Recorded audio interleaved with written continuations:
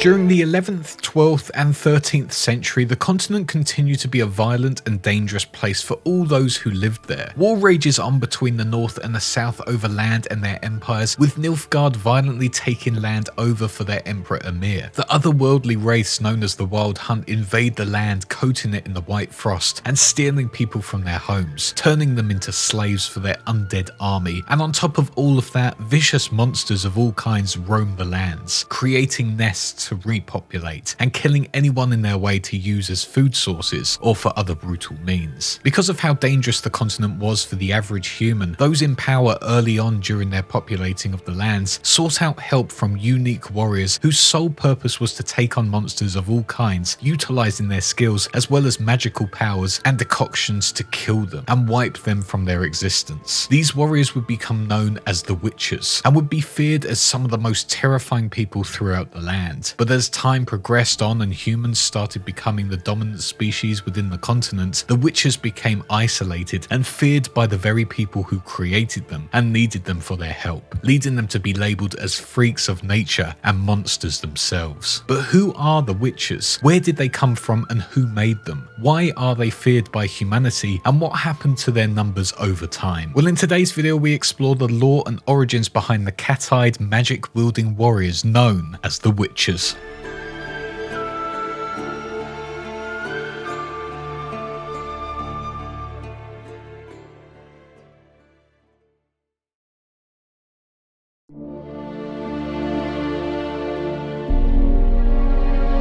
As the cataclysmic event of the conjunction of the spheres came to fruition, creatures from all different spheres around the multiverses started to invade all the other lands. Monsters of all types, from werewolves to vampires and ghouls, flooded the land known as the continent and started taking over. On top of that, humanity was also starting to take over the continent, as the elves who originally lived in that land were pushed away onto other spheres to live. But as humans started to try and populate the northern parts of the continent, they encountered a very large problem. The monsters who had come through from the other spheres were far too heavy in numbers and were killing humans left, right and centre. Humanity needed to find a solution to this problem, otherwise the monster populations would rise and their existence on this sphere would ultimately come to an end. Luckily for humanity, however, another mysterious thing happened during the conjunction of the spheres. As they all collided, the land was filled with a powerful energy known as chaos, or in other words, magic. Humanity found chaos and experimented on it almost immediately, seeing how they could utilize this power for their own good. Thanks to this discovery of chaos, mages started to come into power and were set up as some of the most important assets to the northern rulers to help them continue their goal of populating the land of the continent.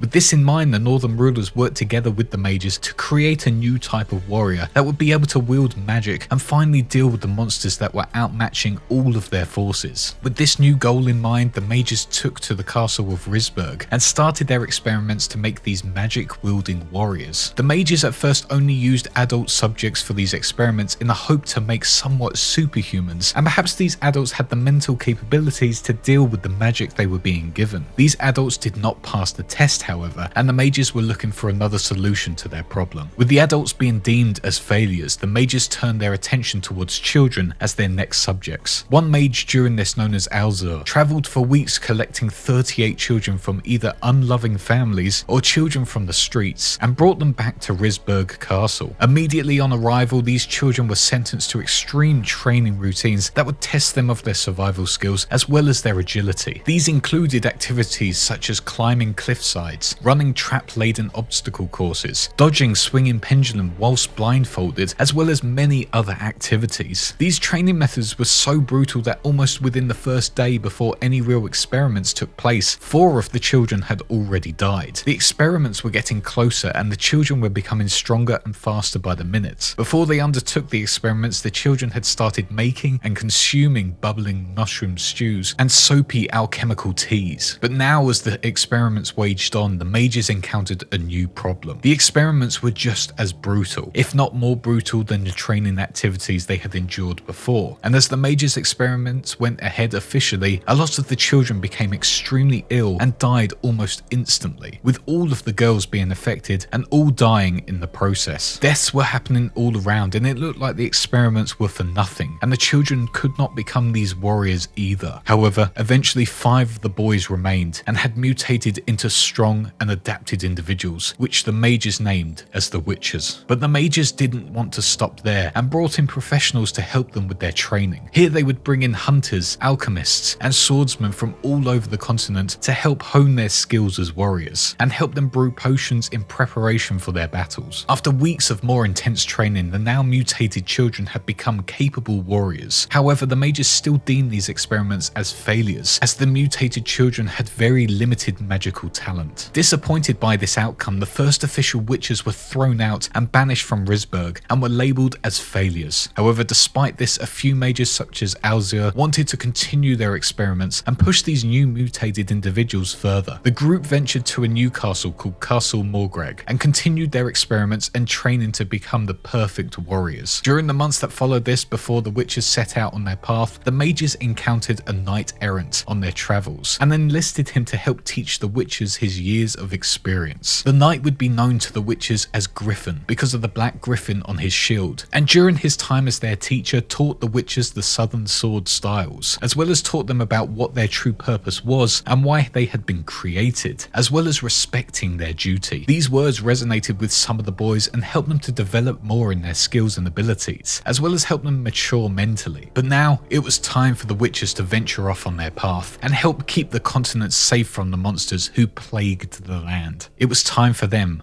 to fulfill their purpose.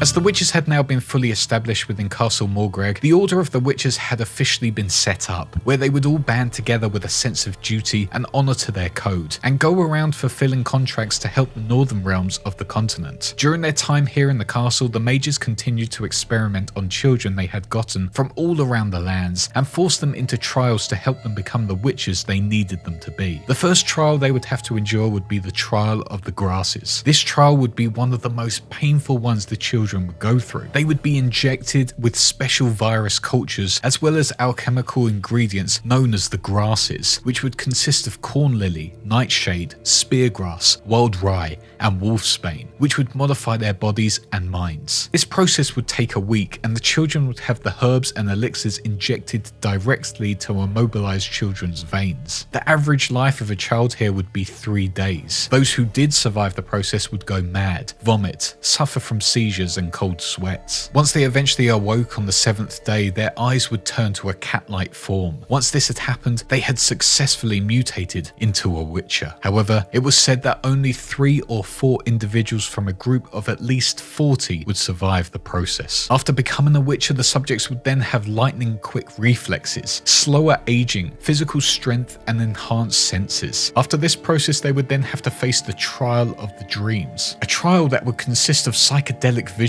created by druids and mages. This trial was simply to enhance their abilities even more and help them augment their night vision. However, this trial meant that the witches were to become completely sterile. One of the other trials was the trial of the mountains, which was seen as an exam for the witches to see if they had honed their skills they had developed from all of their intense training. This trial could be anything their trainers wanted them to be, such as within Kaer Morhen and later in the Witcher years, the witches would have to get through caverns inhabited by an old cyclops without waking him up, climb a troll's head, deal with rock trolls, and get to a circle of elements and activating their medallion. Upon doing this, they had completed their trials and were officially now part of the Witchers. For Vesemir in his youth becoming a Witcher, he had his trial of the medallion take place within a swamp known as the Red Swamp, which was cursed with evil spirits and beasts. This trial, however, had the children unmutated and was simply to see who could survive against the odds and who was worthy of becoming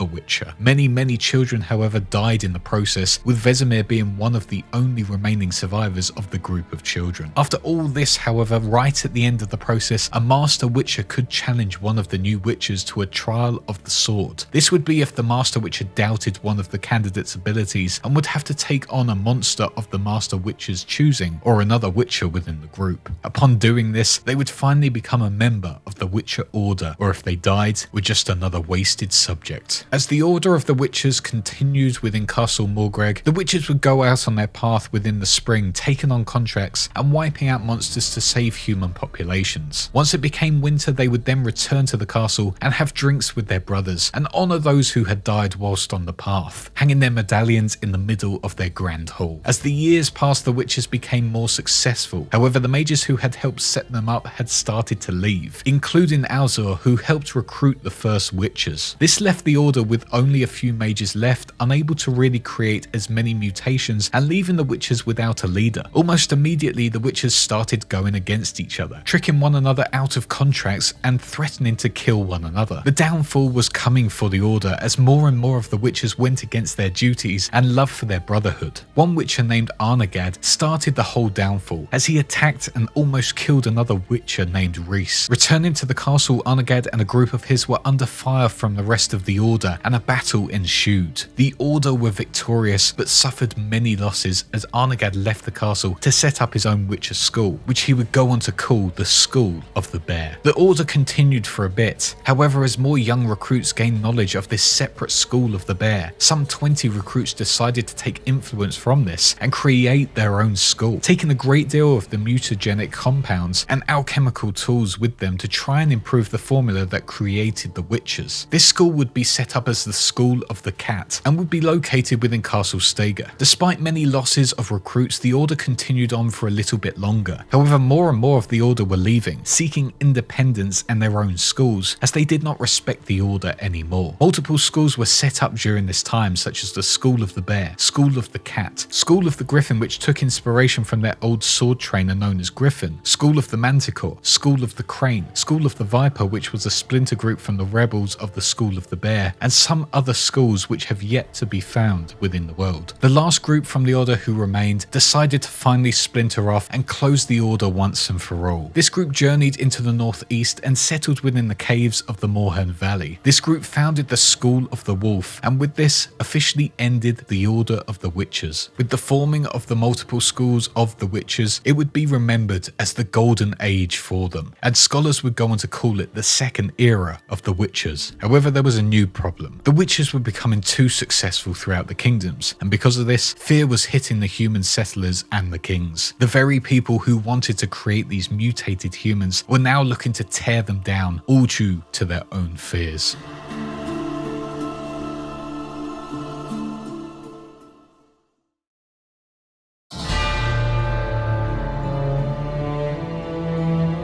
The continent was now within the 11th century, and the Witcher's School of the Wolf had now fully built up its main base of Kaer Morhen. The Witchers were now still in their golden age, taking out contracts everywhere they could, and now with all the schools in different areas, they were able to make it easier for them to take out contracts without clashing against their once brothers. Monsters were falling in their droves, as the extremely successful mutant warriors were putting all their skills to use, honing their magical abilities as well as potions to take on some purely terrifying foes. However, whilst this was at most part a good thing, for the Witchers it was starting to become a problem. Monsters were dying out thanks to their actions, meaning the humans were able to roam about with ease, barely seeing anything dangerous on their path. Because of the lack of monster numbers, the Witchers were becoming the big threat. More and more people were fearful of these creepy cat-eyed mutated humans, with a lot of humans seeing them as freaks, not wanting to even be in the same room or tavern as them. Mages and kings throughout the land were now spreading propaganda about these Witchers,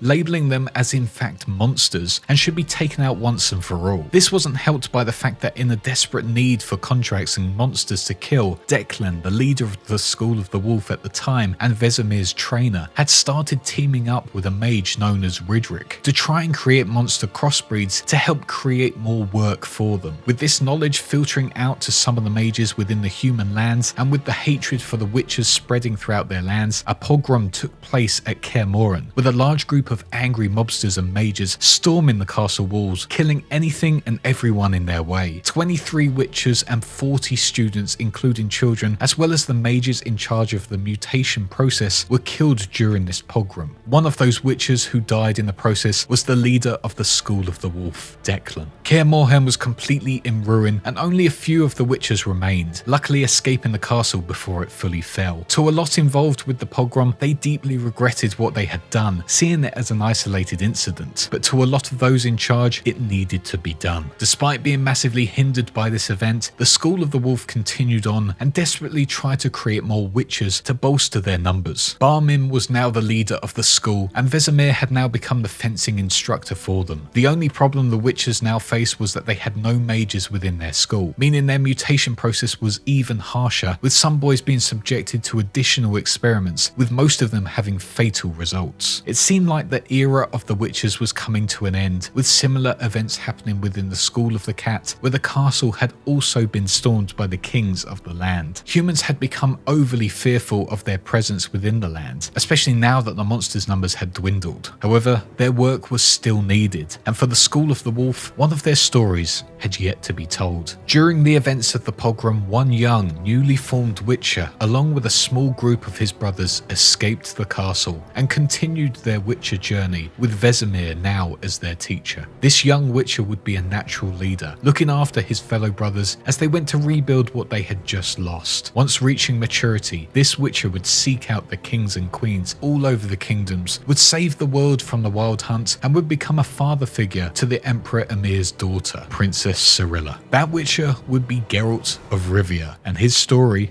would help the witcher name live forever in the history books.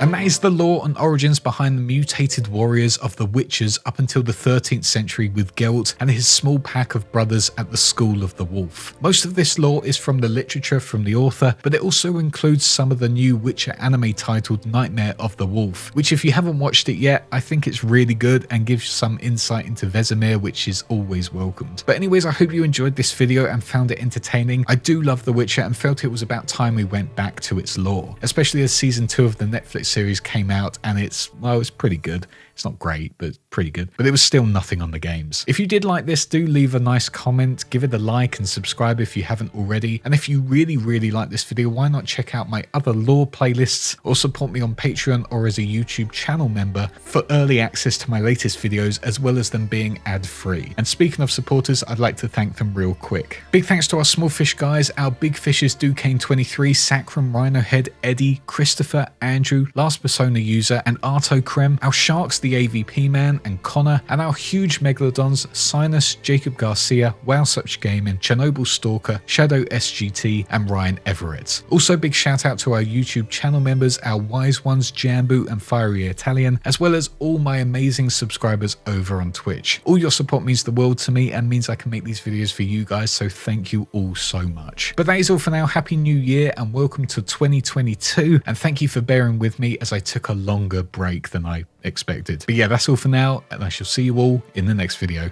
Cheers.